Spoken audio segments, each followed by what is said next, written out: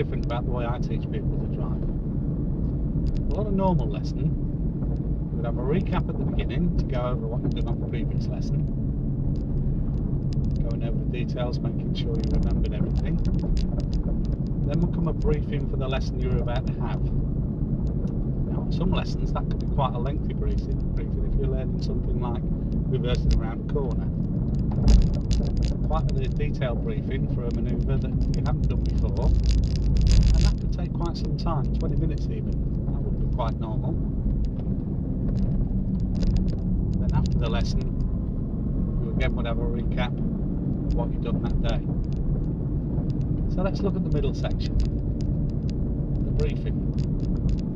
If a briefing for reversing around the corner took, let's say, 20 minutes or so to explain things and go through it in some detail, do a bit of question and answer, what we then would do will be carry out the manoeuvre several times to see how you're taking in the knowledge and that you understood exactly what it was you were trying to achieve. Now, if we can take that 20 minutes away, which we can by using the online resources, you could have a look at the briefing presentation where you get all the information. You could then have a look at the demonstration video where you can watch one of my pupils executing the manoeuvre. So by the time it comes to the actual lesson, all I would need to do would be to answer any questions that those might have thrown up, and then we're straight into getting on with the manoeuvre.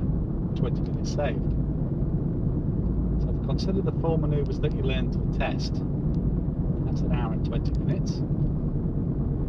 So in the manoeuvres section, in the intermediate stage of your training, straight away we can save an hour and 20 minutes because you've got the briefings already done, because you've gone over them on the online training resource. Having done that, you've then got the same resources available to go over the manoeuvre as many times as you like. One thing that happens quite often in car lessons is that people have questions to ask, which is quite natural, but if they can ask those questions and answer them themselves by looking at the online briefing and demonstration, then the next time we come to do the manoeuvre, hopefully what we've got is that you've got the knowledge in your head of how to do it, and then we've got more time to practice. Now, this is a great way of saving time, and time is money. This is what I mean about learning in between lessons. If you apply that to absolutely everything you do when you're learning to drive, what you'll find is that you keep saving 10, 15, 20 minutes here, there on all the different topics, and before you know it, your actual training program is reduced from what the DSA call the average of about 45 hours, and we can cut quite a few hours off that, and that is the best way to save money on your driving lessons. Most people look at the headline rate, or the pounds per hour, but don't really consider what they get in that hour or 2 hour lesson. And if they're spending a lot of time sat at the side of the road looking at graphics, diagrams, talking things through, that's where a lot of money, it's not going to be wasted, let's be fair. No time in the car is wasted, but it just means that you'll end up having more time that you've got to pay for. So for instance, if we could save 5 hours off your training, then that's going to save you around £100, £110. That's the way to get your lessons cheaper. Not necessarily £1 an hour off or £2 an hour off here and there, but by using fewer training hours, particularly hours on briefings. Now, some companies, particularly some intensive companies, will take you in for the first half day, and all you'll be getting will be lots of briefings.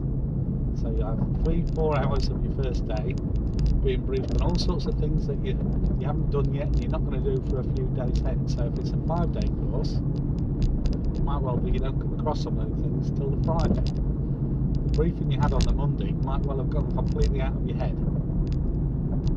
So having the online resources means that you can go over those briefings as many times as you like, and when you couple that with the local knowledge videos that are available as well, you can quite often save another bundle of time doing that. Now, I've got to say that in the recent past, people with an aptitude for driving have been going to test around the 35-hour mark. Now that's 10 hours under what the DSA are calling the average. 10 hours at whatever rate you're paying is a big chunk of change. So that's the way to save money on your driving lessons. Not necessarily on the cheap headline rates. When, to be fair, a lot of times you'll see people sat at the side of the road, barely moving the car. Car time is for driving. Okay, so if you do 35 hours of driving, you may well find that you've got more experience than someone who's done 45 or 50 hours of lessons, who have spent a lot of time listening to briefings, looking at diagrams and going through books. That's not the way I teach. Okay, so that's the main difference. Any questions? Reach me through the contacts page, or hopefully ask me on a lesson. Look forward to meeting you.